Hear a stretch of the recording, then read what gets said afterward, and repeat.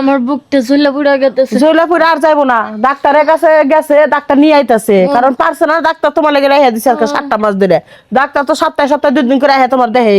আজকে আবার গলা বেশি জ্বলতেছে কে? কি অবস্থা তোর বউ পোলার বউ? ওই হাসপাতালে নিয়ে যা।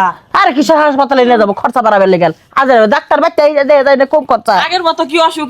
আরে মাথা সোজা করে রাখো, মাথা সোজা করে রাখো।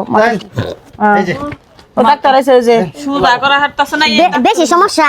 আরে বেশি সমস্যা দেই তো এই ধরেন তো। আচ্ছা ডাক্তারি বলে চিকিৎসা করবো তে বলে ভালো। ডাক্তারেরই আছে, ঝুলা ডিগ্রি আছে 30। এই ডাক্তার ভালো না, আমি 30 বছর ধরে ডাক্তারি করতাছি। বাংলাদেশে বাইরে তামিলে পড়া কই রাখছি। দেন দেন করুন চিকিৎসা দেহি। জোরে নিঃশ্বাস ছাড়ো, আরো জোরে। কি দেখলেন? বড় সমস্যা না, এ না পাকালে ঠিক হয়ে যাবে। তাই হ্যাঁ তাহলে না পাই একটা না তো ঘরে ঠিক আছে তো। কে আপনারা দামি ওষুধ দিছি, খাই বালিছেন না? হ্যাঁ আমি তো ভালো হয়েছে, কিন্তু বৌমা তো ভালো হইতেছে না। ওই খাওয়ান 3 বেলা 3 না পাকা হইবেন। আচ্ছা ঠিক আছে। ডাক্তার ম্যাডাম, আমার যে অসুখ না পাকালে কি ঠিক হয়ে যাব? হ্যাঁ না পাকালে ঠিক হয়ে যাবো। হ্যাঁ শরীর বুকটা জইলা পুইরা গেতাছে গা। আরে বেশি কিছু সমস্যা না, আমি তো দেখলামই। হ্যাঁ বেশি সমস্যা না বেশি ও তাহলে বৌমা তুমি ঠিক হয়ে যাবে নাকি? এত প্যারা নিও না, ওষুধ খেলে ঠিক হবো নি।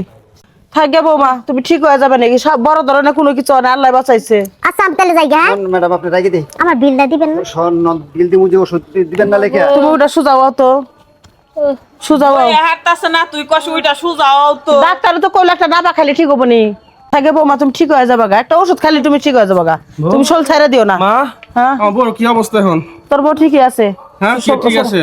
এই আরে তোমার- ডাক্তার আইছিল দেহে নেছি, বুঝোস না বাড়ির উপরে তার বাপে নিয়েছিল, দিয়ে আইছি, দিবার কাছে ওষুধ লিখে দিব। বউয়ের মাঝে কি আমি বেশি জ্বালাপোড়া করতেছে? তুই কি ওষুধ দিয়ে গেছে? কি দিব? একই ওষুধ দেয়। এর আগে তুই অসুস্থ হইলে নাপা দিছে, আমি অসুস্থ হয়েছে নাপা দিছে, তোর বাপে অসুস্থ হয়েছিল নাপা দিছে, বৌমারে নাপাই দিব। কি কইতাছ?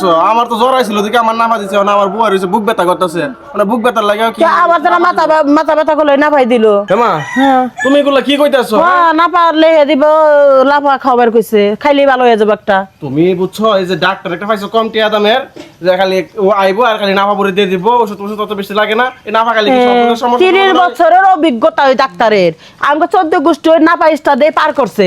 হ্যাঁ ওই নাফা দিয়ে পার করছে। আমি আমার বউরে ঢাকা লয়ে যাবো।